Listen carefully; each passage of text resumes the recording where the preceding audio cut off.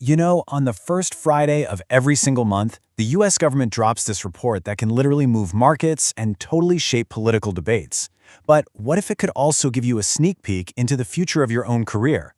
Well, in this explainer, we're going to pull back the curtain on the monthly US jobs report and show you how to turn all that powerful data into your own strategic advantage. We all feel it, right? You see the headlines freaking out about economic downturns, you hear the whispers at work about hiring freezes, and there's that low-key anxiety about layoffs. These aren't just abstract fears, they're real concerns that mess with our lives and our plans for the future. But what if you could get a much clearer picture of what's actually going on? That clearer picture comes from the US jobs report, or as it's officially called, the Employment Situation Report. The best way to think about it is like the nation's most important monthly health checkup. And today, we're going to learn exactly how to read the results. So here's our game plan. First, we'll take the economy's pulse and get a feel for what this report really is. Then, we're going to decode its language using a pretty dramatic real-world example. After that, we'll open up the HR Analytics toolkit to see how the pros use this data. Then, we'll show you how to put it into action yourself. And finally, we'll see how all this knowledge gives you a serious strategic edge. So what is this thing, really? Well, it's definitely not just a single number. It's this massive data gathering operation that's built on two huge surveys. One of them, the Current Population Survey, checks in with about 60,000 households. The other, the Current Employment Statistics Survey, pings about 142,000 businesses and government agencies. You put them together, and you get this incredibly detailed snapshot of the American workforce. To really get a sense of its power, we've got to look at how the jobs report captured one of the most chaotic periods in recent memory, because the data, it doesn't just list facts, it tells a story. Just look at February 2020. The economy is just humming along, unemployment is at a super low 3.5%. Then, March hits, and you see the first tremor, a loss of over 1 million jobs. But April was the economic earthquake. The unemployment rate just explodes to 14.7%. The numbers that come after show the beginning of a long, slow climb back to something like normal. Let's just pause and really look at that number. Over 20 million jobs gone in a single month. This isn't just a statistic on a page. It's a measure of immense, sudden chaos captured in one single report. And this one data point just drives home the historic scale of that moment. The report didn't just show a little downturn. It documented the single largest monthly job loss ever recorded. That makes it an absolutely essential piece of our economic history. Okay, so we've seen how the report can capture the past with incredible accuracy. But how do we use it to actually shape the future? Well, the key is a framework called HR Analytics. To put it simply, HR Analytics is all about using data related to people to make smarter decisions. It's the bridge between knowing what the jobs report says and knowing what you should do about it to get an edge, whether you're running a company or just trying to manage your own career. This whole process basically works in 4 stages, like you're climbing a ladder of insight. First up, descriptive analytics tells us what happened, like, hey, our employee turnover rate went up.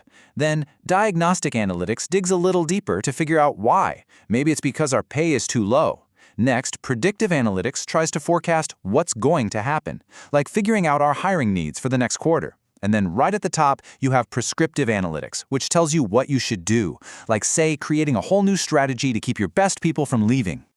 Now, inside that toolkit, there are 2 main ways to look into the future. You've got statistical forecasting, which uses all the historical data to predict trends. It's very objective, very data-driven. But it has a huge blind spot. It can't predict something that's never happened before, like a global pandemic. And that's where judgmental forecasting comes in. It uses expert opinions and intuition to make sense of sudden shifts that the data alone can't explain. The real magic happens when you combine both. All right, so how does all this theory actually translate into real-world action? Let's break down how a few different groups can start using this data, like right now. If you're in HR or you're a manager, the jobs report is basically your secret weapon. Let's say you see a really low unemployment rate in your specific industry. That means it's a tight labor market. That's a huge signal to focus on keeping and training the team you already have, because trying to find new talent is going to be difficult and really expensive. The report helps you decide when to build your talent from within versus when you have to go out and buy it from the market. Now, for the entire corporation, the stakes are even higher. Is the report showing strong job growth and rising wages? That's a pretty clear signal that consumer spending is about to get healthy, so maybe it's time to ramp up production. Or is the report looking weak? That might be your cue to put a big expansion on hold. This data informs the absolute biggest strategic decisions a company has to make. And hey, this isn't just for big companies. If you're a student or looking for a job, this report is like a free career guide. Is the healthcare sector adding jobs month after month, consistently? That's a strong hint about where you might want to focus your education. Are wages in your field on the rise? That is some powerful data to bring with you into your next salary negotiation. Okay, check this out. This is a really cool predictive tool called a transitional matrix. It looks kind of complex, but the idea is super simple. In this supermarket example, it just shows the probability of where an employee might end up in 1 year. So for a cashier, there's a 60% chance they'll still be a cashier, a 5% chance they get promoted to supervisor, and a 25% chance they'll have quit. And here's why that's so powerful. This is how organizations stop guessing and start actually predicting their future staffing needs. And on the flip side, here's what can happen when that kind of strategic, data-driven planning is missing.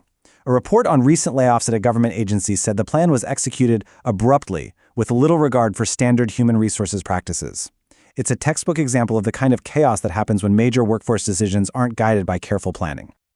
All right, we've looked at the data, we've opened the toolkit, and we've seen how it all plays out in the real world. Now let's tie it all together and see how this gives you a real, tangible strategic edge. So, what's the bottom line here? First, the jobs report is way more than just news. It's a vital sign for the entire economy. Second, HR analytics is the framework that turns that public data into a powerful, private strategy. Third, the insights are useful for everyone, from the C-suite all the way down to a recent graduate. And finally, using this data just leads to smarter, more resilient decisions for both companies and for you. But beyond all the numbers and the charts, there's a really critical human element to all of this. As one of our sources reminds us, leaders have a responsibility, especially when things are uncertain, to be conveyors of hope. Data can inform our decisions for sure, but it's empathy that actually guides people through change. And that kind of leads us to a final thought.